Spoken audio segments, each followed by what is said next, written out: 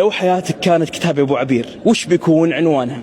سلك لتعيش. ادخل واقول مساعد وينك جبت الاغراض دي بصور مقطع خلاص يصير عامر هو يكمل. ارتجلت انا يا شيخ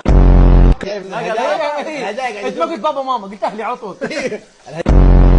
عبير تذكرني اتذكر اقعد الدرج كذا يسحبني كذا اطيح على جهته على طول. كان فيها ضغط وكان فيها حماس وكان فيها شيء اسطوري. الله يعطيك العافيه. بس ابو عبير احنا بناكل مغمضين ترى ما يهمنا الاكس يهمنا الطعم. ايه لا اقصد عشان هذه تنسدح هذه. ايه من ارض كبيره مره نزرعها دائما فيها الحبله العنب ما ادري اذا تعرفونها. تعرف الحبله اللي حقت العنب؟ اعرفها. حتى المهاجمين يعني لو الخطه كانت مهاجمين كنت حطيت معي انا صراحه يعني احط حمد الله. اوكي. فقاعد ادور على متجر يبيع شغلات قديمه ان كان للظاهر ولا لرونالدو ولا ما حصلت والله. بالله عليك